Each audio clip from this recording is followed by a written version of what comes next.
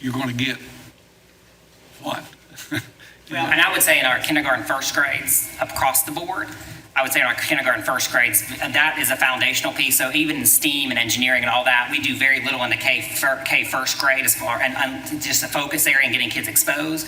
We do very little outside of really once we get into second grade and up is where we really hit the emphasis of a school focus area. Okay, thank you. I'm going to be about in Doubting Thomas for a while, though. Okay. Thank you. We have a period of time now to further hone that and develop their selling skills to sell that program. At the end of the day, if that doesn't work to fill those seats, we can always set up an attendance area. I hate the empty seats. 200, and probably 250. And some considerable number of them are going to get filled inside the attendance area. So, we'd rather get people to go because they want to go. And if that fails, we can always come back to you all and recommend here's an attendance area. Thank you, Mr. Meek. Mr. Sutton? Every child in the school participate in this?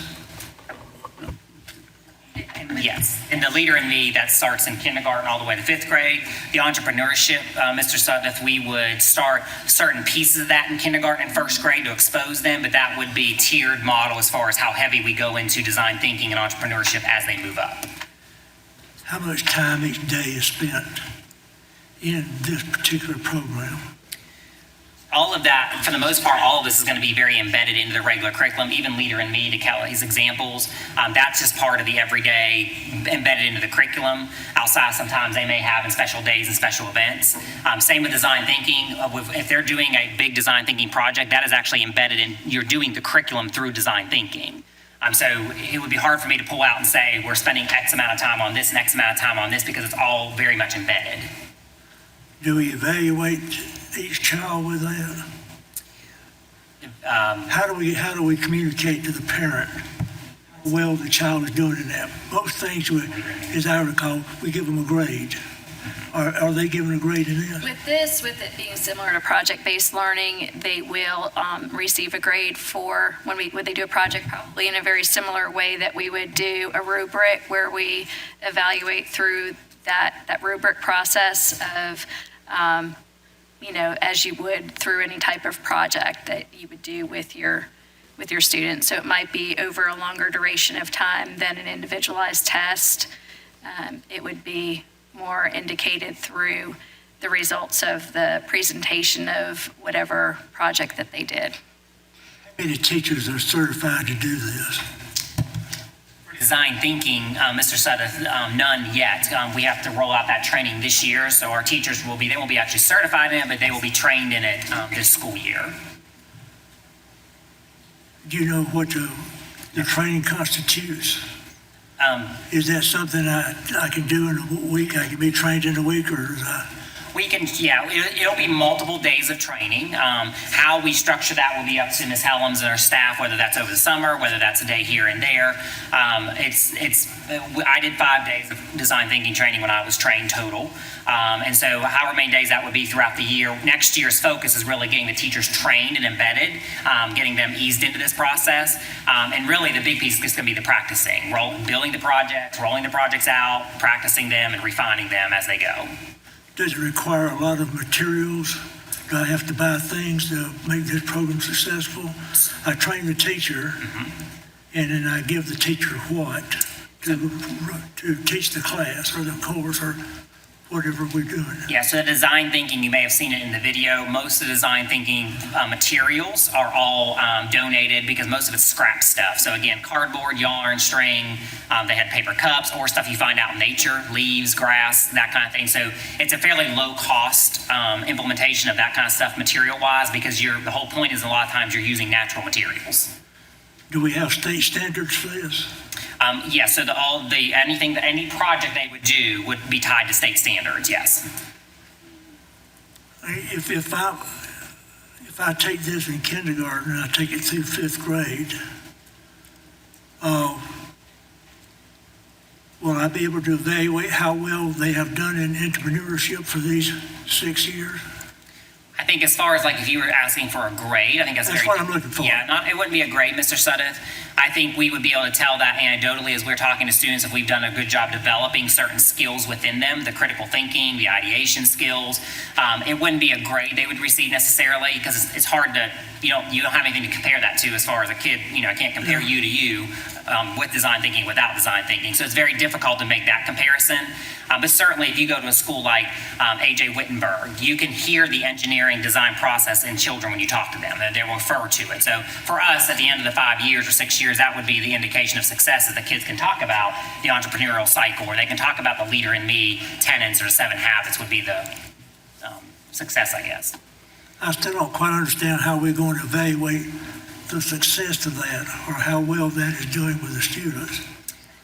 I guess I'm used to a grade.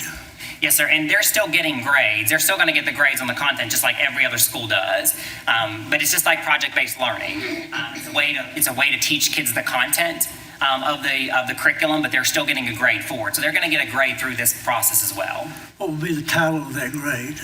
Well, the grade is going to be just the normal content grades, math, science, social studies, language arts, because that's what they're teaching. They're teaching math through design thinking delivery model.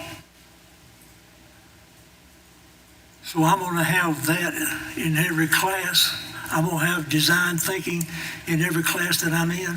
There will be a component of design thinking in all their classes, grades, yes, really 2nd through 5th heavily.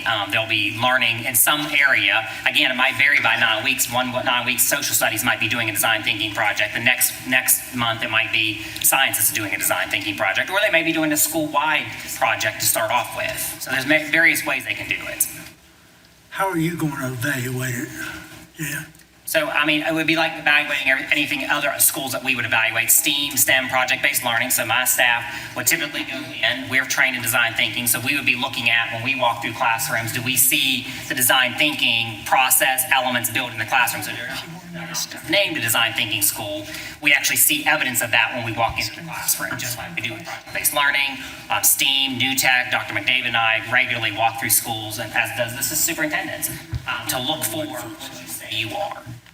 Can I find that in any class that I go into? Yes, you'll be able to find that once we fully implement it. You'll be able to see that in the classes. For example, A.J. Wittenberg. If you walk into A.J. Wittenberg today, you will see the engineering process on every classroom. And if you're listening to teachers teach, you will hear the teachers using and referring to that process as they teach. How long will it take you to evaluate the success of that program? Are we going to do that for 6 years? We don't. And then, my question then, Jeff, is how are we going to evaluate that? So it would be 3 to 5 years before to get a good implementation of a program. So we would have to look at evaluating it afterwards. And again, if we chose to do a full evaluation like through Dr. McCurry's office, we would have to give him the tenets of what are we looking for project or for design thinking, what are we looking for entrepreneurship. But certainly, I think some of those successes after 5 or 6 years, you'll see if we are able to fill more of the seats, if we've got parents wanting to get their kids there, if we can go into school and the kids can talk about leader in me and what it is to be an entrepreneur and certain skills that we've identified they need to have. I think all that speaks to success of the program. Now, is this just in one elementary school? The design thinking and entrepreneurship will only be right now in Summit Drive. And are we going This is time. Okay. to evaluate that? And if it turns out to be successful, then we're going to put it in other schools? We certainly always look at other schools that might want to replicate a model. Like project-based learning started in one school and is now filtered out to other schools. So certainly, once we get this established, other schools may want to go visit Summit Drive and see that design thinking is something they might want to implement as well. So we would do the same process with them, make sure the buy-ins from the staff, the community, all that before we would implement something like that. Yeah, I just like Mr. Meek. We look at all these things that turns out to be this is a catchphrase or a catchword or this is what we're doing now, but it seems to come and go. Well, Mr. Suddeth, what I would say is, again, that process of identifying that focus area was really done with the staff and the community. So it wasn't something we just said, entrepreneurship sounds nice, let's do that. We really did spend some time on what the community, and that's a big business-based community. Someone who actually does entrepreneurship at Furman's children go there. So we're working with the professor there from Furman. So that was a good fit for the community. And the design thinking connected very nicely to the Leader in Me program. So we tried to find a fit that would tie everything together. Can I add one thing? Sure. Business and industry tells us often that they need students, they need graduates who can work together on teams, children who can think critically, who can problem solve. They don't want students who just memorized facts and learned the information for a test. So whether an emphasis has a program name or not, to me, this is just heavy in the right way to teach children, that we want children to graduate from Greenville County schools and to be thinkers and problem solvers, and to be able to get along with people who have differing opinions than you do, and to still respect those opinions and work together to create a product, which is, in most career situations, you're going to have to do.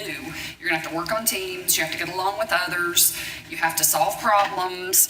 So these are all skills that we think they'll be able to carry with them through their lives. And I used to do that, through the facts that you accumulated, that you have. Now, if it's how what you got on a device. If I got all this stuff on a device, then I don't need to think about it. I can just go to the device, give it to me. I certainly support what you're doing in there, and I certainly look forward to have you coming back to us at some point in time and tell us, this is how well it went. But I think it's something that's well worth our while. Thank you. Thank y'all. Thank you, ma'am. Thank you, Mr. Sudduth. Without objection, I'm going to extend for 10 more minutes because we have 3 more speakers, counting myself. And one of those said I could go in front of him, so I'm going to take him up on that. I think that the struggle when we're talking about this is just understanding the layers of it, because in our education model now, we have all these layers. And, a lot of the things that you talk about in some of these programs, the ones that Mr. Meek mentioned, we had nothing to do with that. That was federal, when you talk about race to the top, and that's not us, that was them. So I think the models, you kept talking about delivery model, the project-based learning model works and has worked very well in a lot of schools. I think this is sort of the next iteration of that, to do the design thinking. So I like that it's a delivery model that we're training teachers in, because that's really, I think 25 years from now, all our teachers will teach this way, and we won't be talking about this as a delivery model, because it'll just be the way you teach. Like we've taught for years, sit and get, we're going to stop doing that. We're going to do it this other way. So I like that. The Stephen Covey is a character education component, right? So this is what you've adopted as the character education model. We don't have one across the district. We've made the choice to say each school can figure out how that fits them. So that piece that you've already tied in real well, I think will fit well with the delivery model, because you're asking kids to kind of be proactive in solving a problem for somebody else. So I think it all fits together really nicely. The thing I'm very interested in watching how you develop it further is the entrepreneurship piece, because it doesn't seem like to me that's really totally fleshed out yet, and I know you have to get there. But in my experience, what I've seen with a lot of these businesses that have been connected to schools and help schools, what typically happens, and you mentioned there's a parent who's at Furman whose children go there. There'll be a parent who works for GE whose children go there. So what'll happen with a lot of these schools is you'll be able to do something for a few years because the parents are there connected to the business. And then when that parent moves on, that can languish, that connection to that company, because you don't have that parent who's advocating to the company to do it. So I think it'll be really important, if you're going to have an entrepreneurship focus, to be sure you connect to those higher ed institutions that can maybe embed some of their curriculum and their students into your doing. I think it'd be really exciting to have college students coming and working with your students year after year, and that's a way you can sustain it. We got the next incubator program. I think that would be another great place, because they're constantly cycling through with new companies who are coming in, they're developing, they're growing, they're moving on. So it's an organization that could keep that really robust, because that's the problem I've seen with a lot of our schools that have tried to do really cool things like entrepreneurship or a small business school, is you can't sustain it because you're relying on your parent connections who then move on to, with their kids to the next school. So I'd really love to see you guys come back in 6 months or a year, whenever you've made some more significant progress on the entrepreneurship piece, and kind of share that with us, because I think if you can figure out how to eat that elephant and how to really create a sustainable model for that, that would be something that would really translate well kind of across the district. I'd love for you to come in and do an ideate exercise with us, because I think that is something that really, that learned skill to be able to kind of brainstorm and get to an idea would be great for us. Yes, yeah, you'd have your hands full, but that'd be a good thing. So I think it's exciting, and I like the idea of going to a school that's close to other schools that are overcrowded and saying, we're going to do something in this vicinity to try to get kids to go a couple of blocks over. Because the problem we have in the southern part of the county has been, if I want to go somewhere different, the choices are to drive downtown. And so I like the idea that the district's shifting to make that work, to try to figure out how do we offer choice in smaller communities so that people can integrate across there. So I think it's great. I look forward to hearing more out of it. Mr. Lewis, thank you for deferring to me and letting me speak, and I'll turn it over to you. Thank you, Madam Chairman. I appreciate what you guys are doing. I apologize that I came in late, and so I only have 2 questions, and they may have already been answered. So if we need to talk about them later, so everybody doesn't have to hear it again, that's fine. I just would like to better understand the choice conversation here, because I do think it's really exciting that we're being intentional about devoting space to choice for a unique school like this. So could you just maybe just rephrase it? This is not a magnet school. This is designating empty spaces in a school as choice slots. Our intent would be, when the new addition comes online, that the vacant seats, now some of them will be taken by growth within the currently established attendance area, but that the bulk of the vacant seats, that based on planning and demographics analysis of the surrounding schools that year, that there would be a priority choice established for each of those nearby in and around the city of Greenville schools. We know there's crowding there now. Sure. And so very similar to the way that Fisher is a priority choice, and each year planning and demographics determines a number of slots assigned to each attendance area of the 5 middle schools in the southern part of the county. A similar process we envision for this in order to try to populate it without changing the attendance area boundaries. And as of now, we anticipate those schools to be which schools? If you look now in and around the city of Greenville, Stone, Augusta Circle, Blythe, Betty, I'm sure I'm probably omitting some.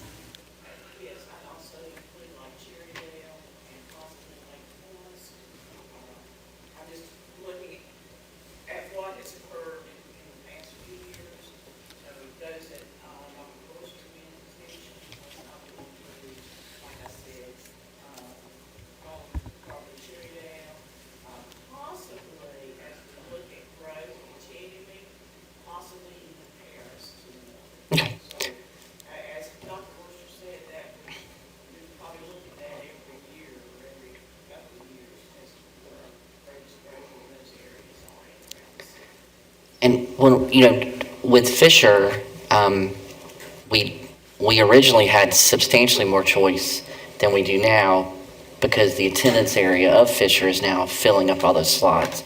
So when you look at Summit Drive, 10 years in the future, do we anticipate, how long do we anticipate those choice slots being choice slots? And at what point do we get to the point where this is just a unique school that has a unique focus but isn't going to have those choices? At some point that might happen. It's probably a little too hard for us to look that far out to determine that. But we also bear in mind that we have in the long-range facility plan new elementary school on the old J.L. Mann site. So that would factor in, which is, I think, Betty, you remember, it opens 23, 24, construction starts 20, 21, to 24, 25 school year. So that would factor in as well. And it's just awfully hard right now, though Planning Demographics does a really good job of keeping up and tracking growth. It's hard to know when it's going to accelerate. It's also hard to predict. We know this will happen. There will be another recession. We don't know the particular timing nor the depth of the recession. And at some point down the road, it might be 2 years or 3 years or 5, there'll be probably a drop in growth. We know there'll be that. We just don't know when and to what degree. So, as we've said, I think several times, we try to do the industry likes to talk about just-in-time delivery. What we really try to do is just a little bit ahead of time delivery, because we don't want, to the point made earlier, we don't want a school sitting there with a whole bunch of empty seats, nor do we want a bunch of students standing there with no seat to go to and have to utilize portables. So we're trying to walk that line of being just ahead of the growth curve. And this, go ahead. Do you need more time? I have like 3 more questions.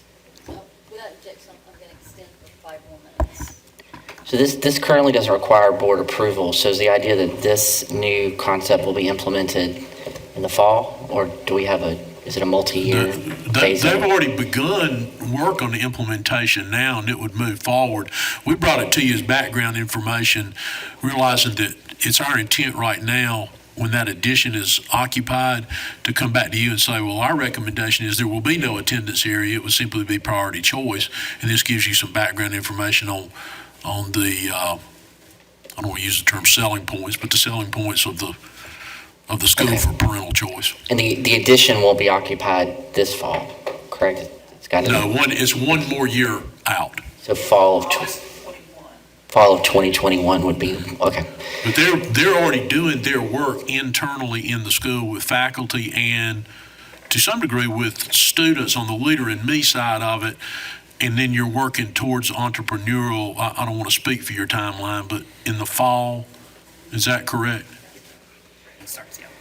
I think it's really exciting. I think it's great that the district is really moving ahead with this idea that schools can develop these unique cultures that are special to them, and that families should have the opportunity to choose the school that they think best fits their students' interest level and their students' abilities. And so to see us kind of build on the success of even Fountain High School and now this school, I'm really excited about that. I guess the final question I have is just about where will these kids go next? So they're going to get this unique learning experience in elementary school. What is there a plan for there to be a middle school that also builds on this kind of? I think Mr. McCoy mentioned at least one. A number of those students are zoned to League, and there's Gateway to Technology. Gateway to Technology lines up nicely with this concept. There's also a program in place at Sevier, and we currently have seats there, that was developed simultaneously with the program at Fisher. And so it actually has a pretty heavy entrepreneurial component in it. In fact, I guess it's been a couple of years ago now, where they do Shark Tank, and have students present their ideas to business and community people. I went over and observed one of those. That's another school that's close by, has seats available, so we may have students that might, if they really get kind of caught up in this, that might be a place they would choose to go. But what we have available in almost every middle school, we're working towards where it would be in every middle school, is Gateway to Technology, and it aligns nicely with the concepts that they would learn at Summit Drive and moving forward. Yeah, I mean, I guess I just wondered because now you're talking about choice being offered to schools that don't feed into League, and so Beck and Hughes, I don't remember having this same kind of project-based learning focus. So I believe Hughes has Gateway to Technology. Not sure about Beck. Do you know, Dr. McDonald? Beck does as well. Okay. Might not be might not be, so to speak, on their marquee as a focus, but they have the Gateway to Technology classes. Okay, thank you.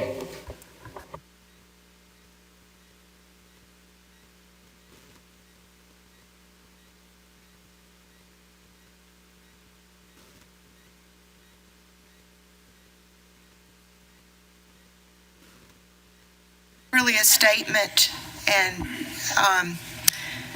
we have a sort of a running joke in our family where somebody just tries to do too much and then things kind of fall apart. So I only say it out of just a caution that I want to make, that it feels a little bit like that to me if you have, which I'm very familiar with, with the character-based Leader in Me program, and how when you walk into school and that message is communicated everywhere. And I picture, as with the engineering, that the design thinking model will have to be infused and communicated everywhere. And when I just look up definitions of entrepreneurship, it's about profit making and using resources toward business and profit. You show that video and I'm inspired for a different reason, looking at the resources in the world and trying to figure out how to solve problems for people, starting with empathy.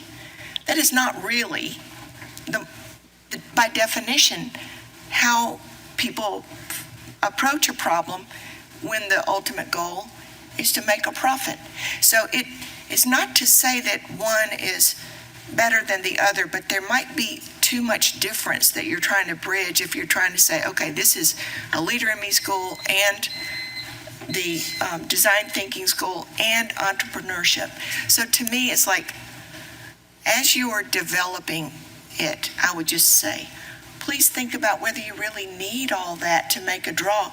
I'm drawn in by the first part of talking about design thinking. And you can make that design thinking connect to local businesses easily. But what does your real messaging need to be for the students and families? Is it more about the design and the empathy and the problem, or about the ultimate result of why businesses are made? And if it just feels like you might find a tipping point where people are really confused about the purpose if you're not really careful with that. So that's my caution. But I love the fact that it is a choice and we're trying to do this, and your passion and capacity are not in doubt. It's just from a listener saying, isn't one of these added on to the one you've already got enough instead of 3 special focus areas? So, okay, thank you. Thank you, Dr. O'Connor. Mr. Meek, you want to speak? So I'm going to extend for 3 minutes. Yeah, very, very shortly. When are we going to have these students there again? I know you said it 2 or 3 times, but it's not in my mind yet.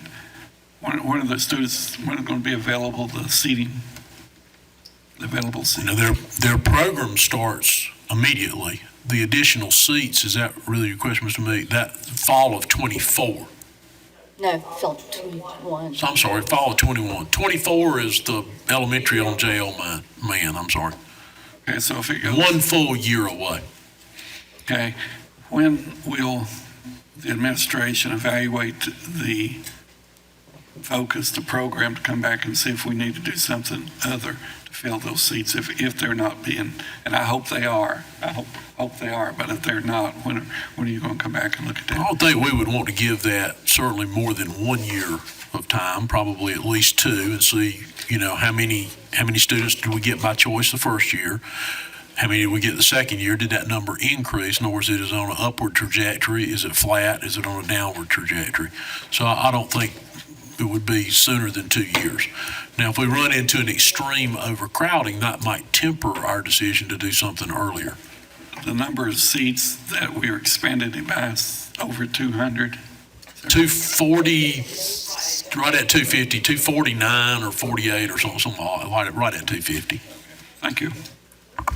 Thank you, Mr. Meek. All right, well, thank you guys for presenting this. Again, if you want to come back and do a little ideate session with us, you can see we have some really engaged board members. So we're going to move on to the next item on the agenda, which is item 2.03, and this is an update on special education programs in Greenville County schools.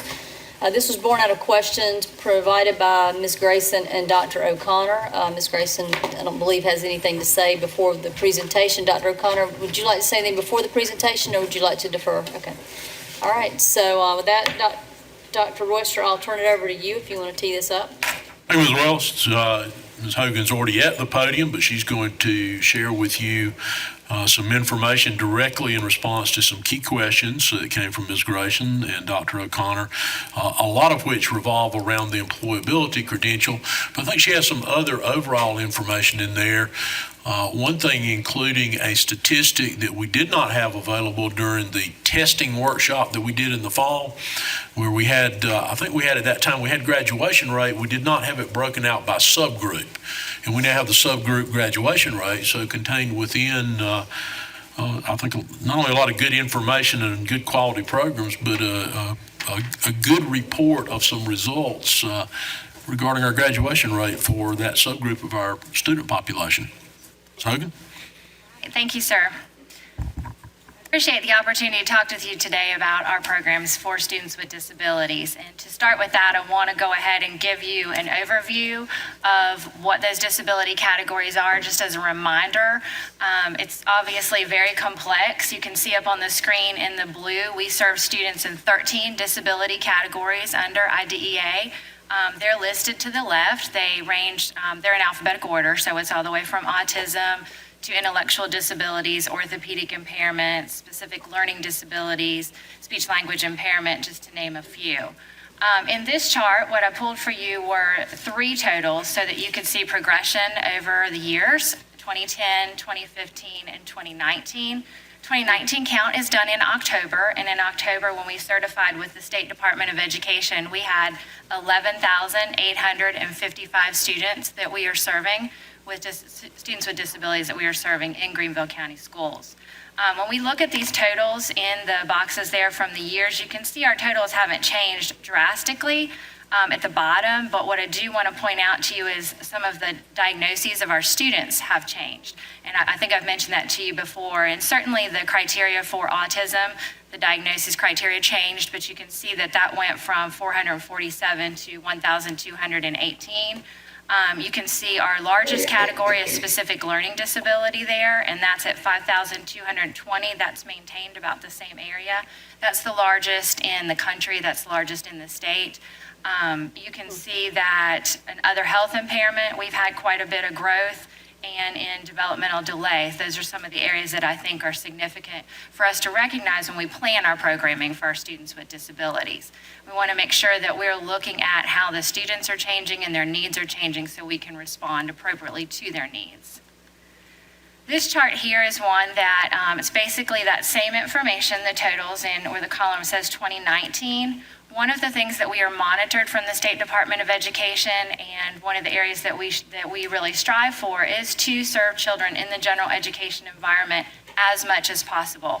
All kids are general education students first, and we want them to have access to core curriculum and to the basic standards in general education as much as possible if they are capable of progressing in general ed. So I gave you the percentages and the numbers there. As you can see, 68% of our students with disabilities spend the majority of their day in the general education classroom. I think that's important to note. As we talk about students with disabilities, all the school works with most of the kids with disabilities. So there's general education teachers, special education teachers, all share a responsibility there. One of the goals that we had for today was to show you how we compared for the state, because again, we want that number at the bottom far right to be a high number, but we want it also we have to ensure that when that number's high, that the kids are also progressing. We don't want kids to be in general education just to say we put them there. We have to be monitoring how they're doing. What we wanted to show you on this chart was how we were comparing to the state. And I received that this morning while we've been sitting in here. So I can tell you that the state number at the bottom far right is 56%, and we are at 68%. So I'm very proud of that. This is a chart that we've broken down and we've been using with the administrators in Greenville County Schools pretty much at the principals meetings when we've had some breakout sessions. Mr. Reimer and I have done some sessions on really gen ed and special education working together. And this is a chart that I think is very telling and that a lot of people don't realize about serving our students with disabilities.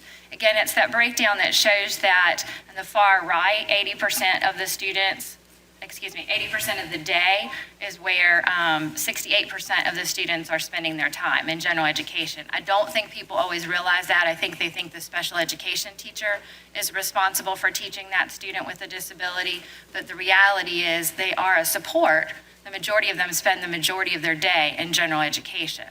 In an IEP, there are 3 categories of services. So you've got that middle area 2, which says how often are you in general education? So as you can see, we have another 8.8% there. That total doesn't come up to 100% because at the bottom in the dark blue, you can see we also serve students in homebound, home base, preschool, separate schools, some other facilities. But really trying to drive home to the staff and the people that we work with that we've got to do more than to train our special education teachers. I pulled some numbers. In 2018 to 2019, we, in our department, special education, offered 291 training sessions for teachers. Those were predominantly compliance and special education programming. Now, that's fabulous, and we have to continue to do those things. But this year, I can tell you that we've already done 293 as of the end of January. We have 47 more scheduled because we're really trying to reach out to the general educators and make sure that they have appropriate training, since the majority of our students with disabilities spend the majority of their day in gen ed. And that's really a big shift for us this year. So to give you a couple bullet points here on just our overall programming for this school year, you can see the areas that I put in green. It's very important to us to do some continuing, and I think I heard you speak to some issues here when you're talking about Summit Drive about not adding new things to the plate. And we certainly have heard our teachers with that, we've heard our administrators, and we want to make sure that people are able to do the tasks that we are asking them to do. So certainly on the first one there, we are continuing training and implementation of the reading curricula that you all have purchased for us.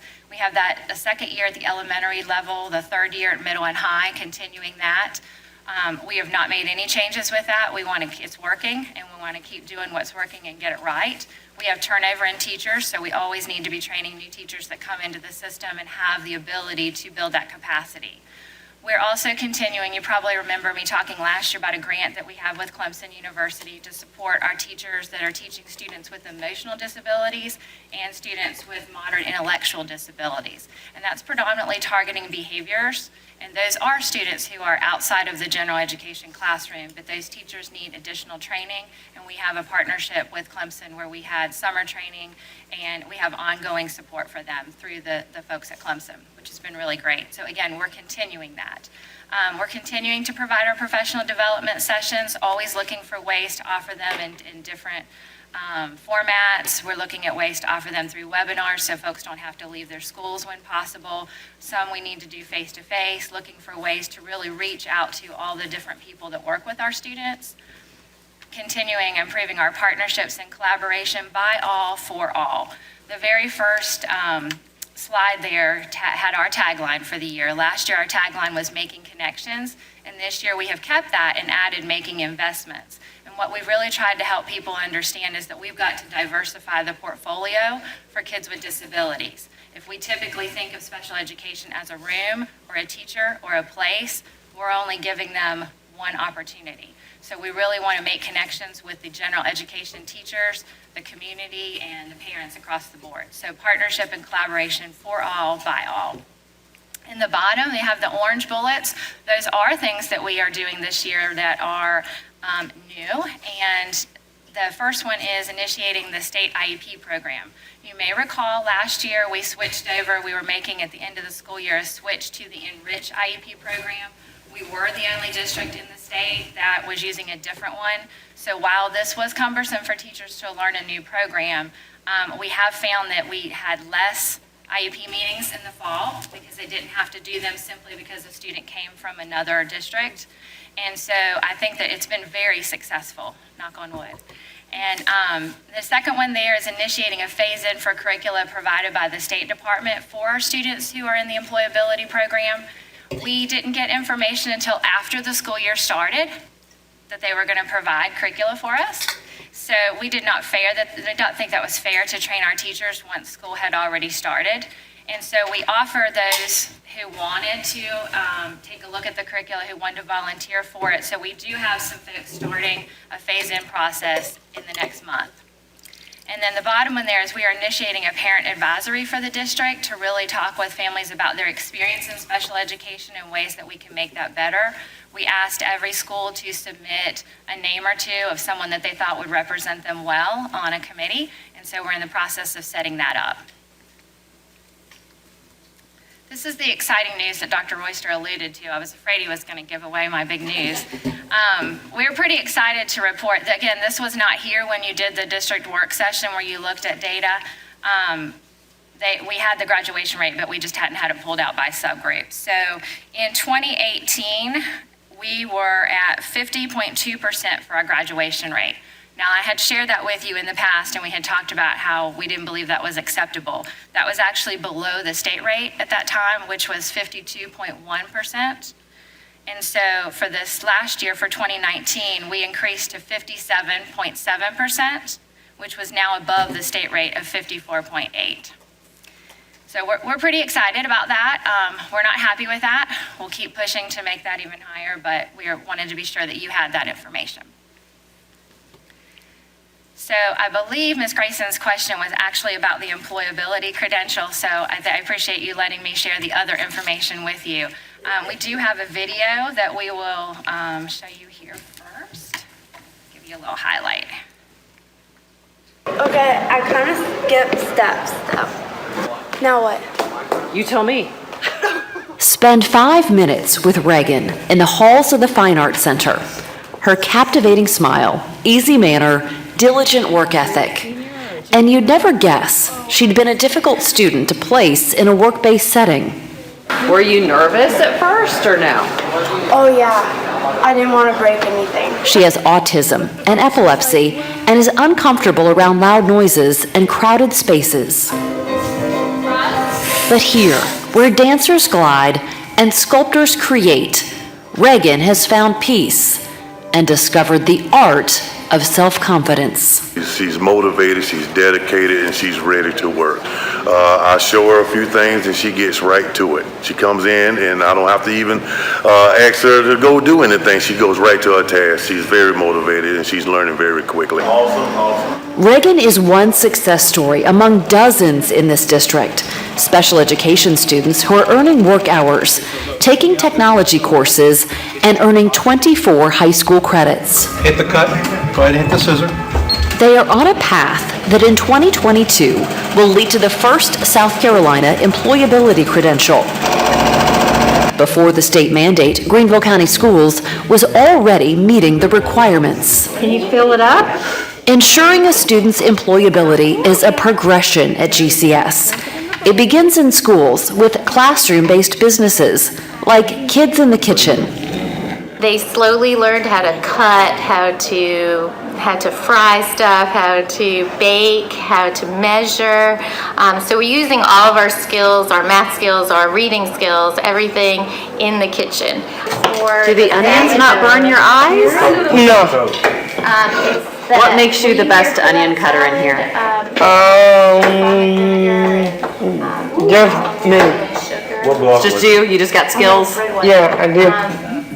These businesses prepare students to move into paid positions within the school district, including food and nutrition services and building and maintenance.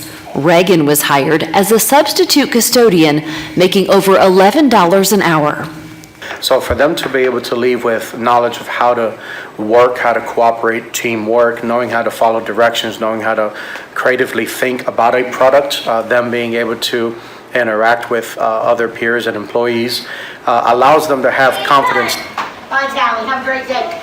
The confidence and training can lead to job opportunities outside of the school district, like Project Search through Bon Secours St. Francis. Students work 9 different rotations at the hospital. And she's going to radiology, she's going to CAT scans. I learned how to work independently without having somebody there to watch me do my job, because I should know how to have to do my job. I learned to stand on my own 2 feet. I think this could be a career for me. I think I can make good money getting paid here if I get hired here. Credentials that can change the trajectory of a student's life and likely their entire family, with their ability to earn a living and become independent. And so do you think that you would like to work maybe at a restaurant someday? Yeah. Tell me about that. Called Bad Daddy Restaurant. They got burger and fries. That's where you want to work? That sounds like Yeah. a fun place to work. Do you think you get free hamburgers? Yeah. Remember that what we're gonna do It's a commitment to making all students work ready. Does it make you feel good and proud to know that they chose you because they knew you could? Inspiring them to dream, supporting them in their journey. My dream is to keep working hard and keep up the good work. And hopefully other dreams will come my way as time goes on. Preparing them for life beyond Greenville County Schools.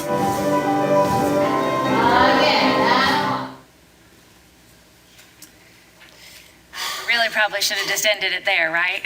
Beth did a great job capturing our students in action. What I had asked her to do was, I said, I get calls about the employability credential, and people say, what do those kids look like? And I can't tell you what they look like, because they look just like you and me, but they have different struggles. And while our goal is for all students to be able to attain the standard state diploma, for those that we know can't, we need to have some mechanisms in place for them. So, as you know, our occupational program essentially changed names to employability credential.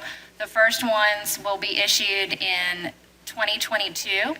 So that will be when the first ones come out that will be from the state. So currently they will just have our district credential, but very much has the same meat to it, the same skills to it. They are required to do a career portfolio.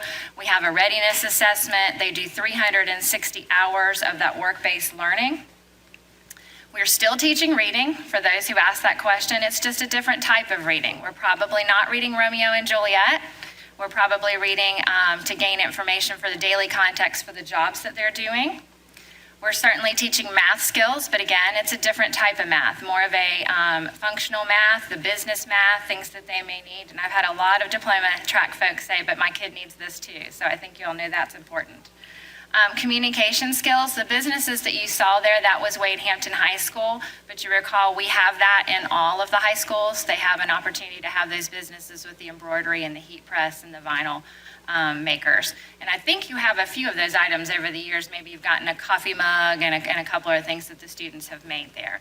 So they certainly have an opportunity to practice their communication skills and their employability skills. Again, there's a list of the building-based businesses, the kind of things that they have made. I think you're probably aware of that. I do think it's really exciting when we have an opportunity to share our businesses with others. You can see the picture there of, I think Dr. Royster hosted some folks from other superintendents here for SCASA. So we had an opportunity to put our kids to work to give them something there.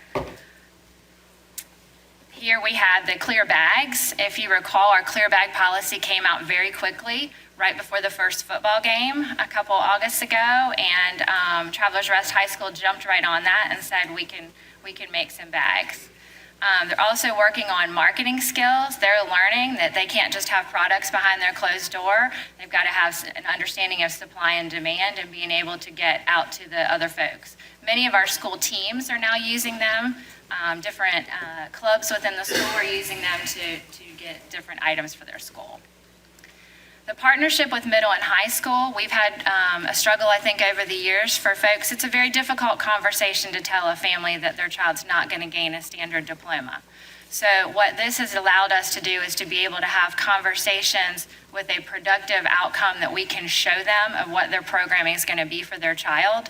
We can talk about our partnerships with businesses, and we can also take kids from the middle school to the high school to be working on some of those items that they're making in their building-based businesses. So they're excited about that before they journey from middle school to high school. A breakdown of the numbers right now is we have 51 students working in Greenville County schools. I think it's really important for you to see this piece right here because we made an intentional partnership with Food and Nutrition Services and Building Services. We had vacancies there. We had a need for their use, and they could be trained and could be used there. If you recall, when we were working hard to pass the information on the state credential, there were many school districts that were opposed because they didn't feel like they had the businesses that Greenville County had. And one of the things that we said regularly was, your biggest business is probably your school district. So I'm really proud to say that we've been able to walk the walk and talk the talk with that. The 13 that's listed there at the bottom, some of the students are working in other departments in their school. We've got, I know we've got a student working in an athletic department because that was his interest. As a big piece, we want to make sure that we do interest surveys and we get them in an area that they want to be in. I know we have a couple people working in the front office. We have people in technology working in like the media center to assist. So it's not as if they're forced to go into these two areas, but they do need to get work-based hours. So we want to put them in a place where they're interested. That's internal. Then we also do take them out into the community and we have some who are getting unpaid work hours. Now, there's not a requirement to do unpaid before you do paid. It's kind of how it works out with our partnership and what the need is from the community. But I wanted you to see some of the businesses there that are taking our students for some work-based learning time. Those are the places that are offering paid internships at this moment. I think it's amazing the depth of them, their variety of them. So again, when we look at a student's interest in going out and trying to find something, they're also not holed into one place if it's not working out for them for one reason. Reagan that you saw in the video, they talked about her being very hard to place. They had tried a few things, but they weren't successful, so they had a chance to try again. And I think it's important that we're able to have students if they're going to fail with us so we can support them and move them on to a place where they can be successful. I know that you're well aware of Project Search, and there was a piece of that in the video. This is our third-year implementation. I see that as the training ground that we still control outside of Greenville County Schools because they are our teachers, but they are in the hospital facility. And so they're learning about those rotations, and those students are going to each area in the hospital. I think it's very impressive. The other pieces, as you know, are Kitchen, who we have now changed the name to Connections Cafe, will open at Roper Mountain Science Center in the fall, and that will be our own training center that will be on Greenville County Schools property that we will work with our fans department. We currently have 14 students that are slated to go there next year. I think we're going to divide that up probably 7 and 7 each semester. We still have to work out some of the logistics with transportation. But we're really excited. We are going to kind of go slow in that and make sure that we get it right. And I think hopefully we'll be able to expand that to different types of rotations. The mountain has a lot to offer. So in addition to food service, I think there'll be opportunities on the mountain for our students. Guess it keeps going ahead of me. I'm sorry about that. So I don't know if you have any questions. Thank you. It was probably good that you showed that video in the middle so everybody had a chance to like regroup and reset. It was really touching. Dr. O'Connor and Ms. Grayson, would you guys like to speak to this since this was your topic and your desire to hear? Work since I've not used it yet. Can y'all hear me? Thank you. So how many teachers are in your department in special ed right now? Teachers in our total department? Oh, Ms. Grayson. Let me ask it this way. Let me ask what I'm really getting at. How many teachers are you short?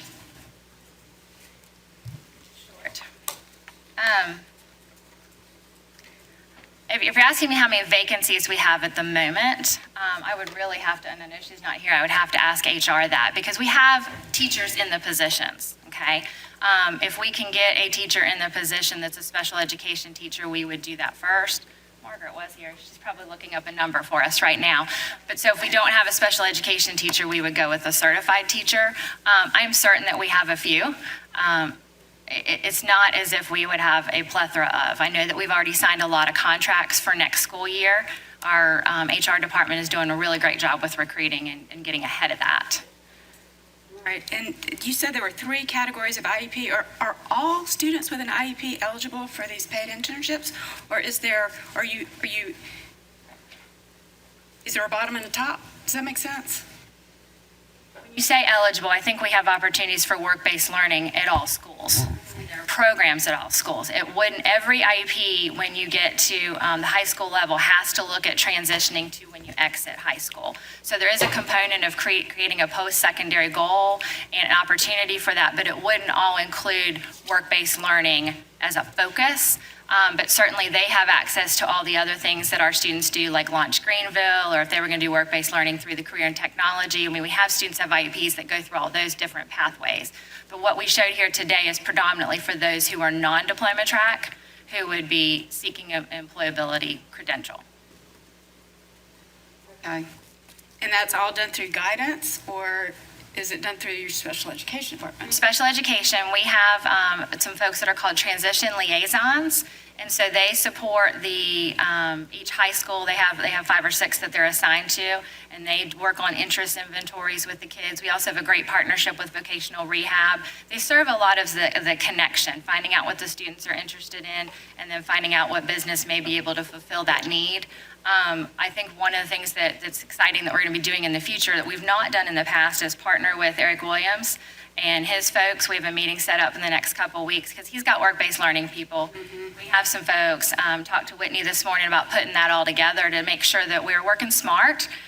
Again, we want to make sure that we're taking everybody out of their vacuums, and we also don't want to inundate a business.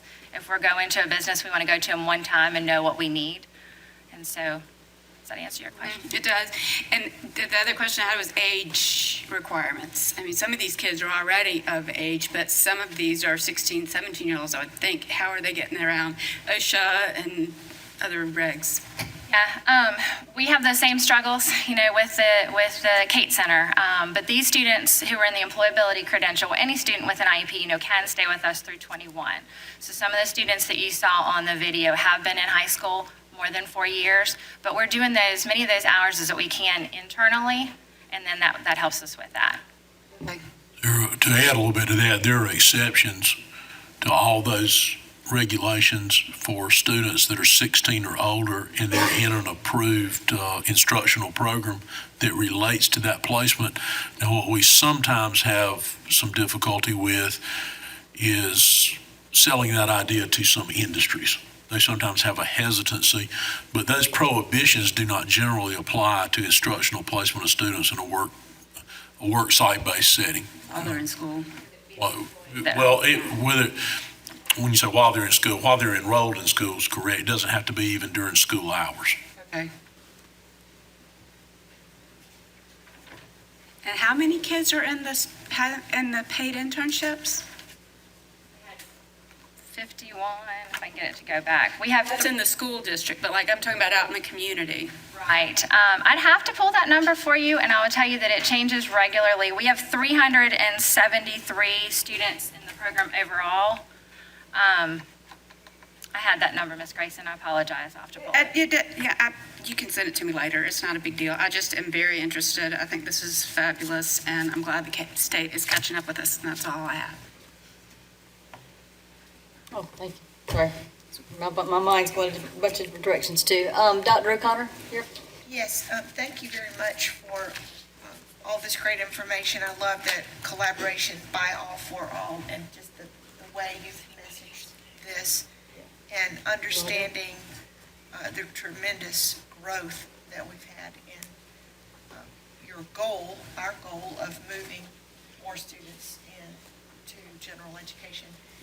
Are we able to also pay attention to what we might need to do in addition to professional development to help make sure that the gains in student achievement are still progressing as we would want them to for those who are not special ed based on this infusion? And I think specifically of class size changes is one obvious thing, that if a teacher has more to manage with students who have special needs or English as a second language or in an extreme diverse readiness when they come into a class, what are we doing to help teachers and ourselves as a district to make sure that we are paying attention to when we do start to do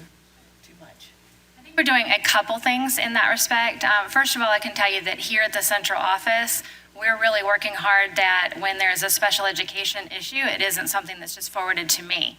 In the sense that, because that's exactly what we're asking folks to not do, that not it to be a special education issue. There's a situation, we need to talk about it. If there's a strategy that's going to work for a kid with a disability, it's likely going to work for other kids in that classroom. So that partnership of us working together, I think here at the central office and sending that message is our first step. We have an opportunity once a month, at principal meetings to have the administrators in front of us. And Jeff leads an academic breakout, and we've been trying really hard to, again, work together with that. We did a session this past month on reading strategies. It was led by special education folks, but talked a lot about the partnership, and Narissa did a little section for us at the end. But we want the administrators to see that there's not a separation, that it must be collaboration and a partnership. And so we're really trying to model that and work towards that. I can tell you that with the things that we've rolled out with Read 180 and System 44, Dr. McDonald and Mr. Reimer have led many of those sessions. I haven't even had to go to them. On Twitter, you'll see sometimes I post the picture and say my job is done when the general educators can stand in front of everyone and really talk about what we need for all. To expand that on to teachers, we started, and I believe it was week before last, doing some training on universal design for learning. You hear that word design this morning a lot. It is definitely not one more thing, but it is, I think, taking what we're doing and restructuring it in a better way. I think one of the simplest ways to explain that is an analogy that I gave them, that my husband has high blood pressure, he takes medicine. Let's equate that to a special ed service, right? So you can go here, you get your medicine, you go and get your special reading training. My child is 16, he has no issues, I have no issues. But if I do a low salt diet, doesn't it help all of us? And my child may have an issue to have hypertension later on, and I may have helped him and didn't even realize I was helping him.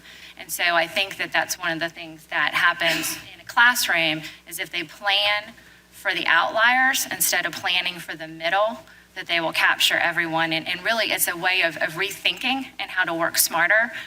We asked our schools we have another one here tomorrow. We actually have one tomorrow morning and tomorrow afternoon, and they've sent teams. They're sending general education teacher and a special ed teacher and typically an administrator to come and hear the training. And that's our first training. We have others planned for Summer Academy. So to really help them rethink, and we're not saying go home and do everything that you've learned today, but what is one way that when you're presenting content, we don't want to teach you new content. When you're presenting content, what's a different way that you can present it? So for the person who's a visual learner and you did a presentation orally, we know that, but how can you plan that in your lesson? And then also, how can you assess it multiple ways? Because not everybody can show you everything that they know through one mechanism. So trying to instill that on the front side, it does take work. It takes a lot of planning. But again, I think we capture kids and folks in the middle that we didn't realize struggle. There's a great website I think I've shared with you before, understood.org, and it has places where you can go on there and have simulations like the students. We did one for new principals, and one of the new principals raised his hand and he said, I don't have a disability, but I struggled with every one of those things because I'm just having a bad day. And he said, we have kids that do that. And so again, if you attack the problem from the outliers, I think we capture more folks to ensure success for all. That's an awesome answer. Thank you for that. And the last question relates to the number that you showed, where we've seen a big increase in developmental delay. Is there anything that we can do to lower that number before they get to be considered special needs students?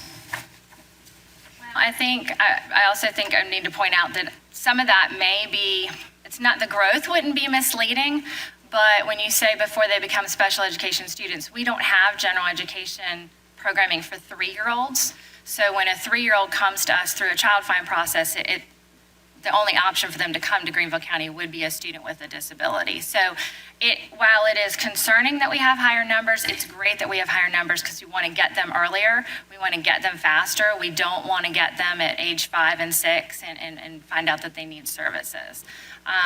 As far as anything that we can do, I think we really just need to keep spreading the message that we have programs for those students and get them in as quickly as possible. I'm okay with that developmental delay when they come in at 3 and 4, because then we hopefully can remediate what their needs are and they can go into our regular kindergarten classrooms. That would be the goal. Sometimes that category, you can use it through age 8, so that category label can go up to a child's age 9.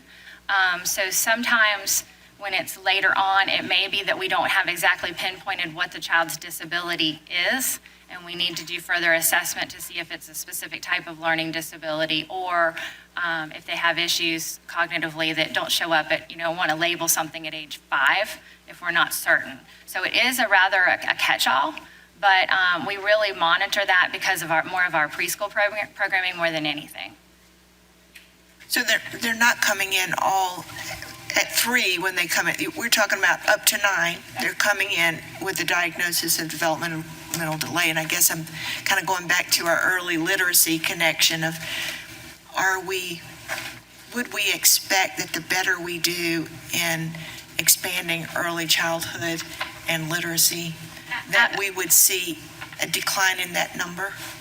Absolutely. I think that would be our hope. I think that, and when I talk about our collaboration, our partnership, I think one of the things that we say it regularly is shoring up the core. We don't want to identify a kid as a student with a disability. We want to give all the opportunities for them to be able to learn to read and to do math and the things that lead them down a path of a diagnosis. Sometimes that's behavior. Sometimes we have kids that come to us that haven't been in any structured environments, and we need to teach them how we're going to behave at school. And so, certainly I think as we improve in any of those mechanisms and reach kids sooner and faster, there should be a correlation between the two. Thank you very much. Appreciate it. Thank you, Dr. O'Connor. Mr. Shanley? Yes, sorry. Make sure I haven't confused this presentation with the previous one, but a couple of questions here. Read my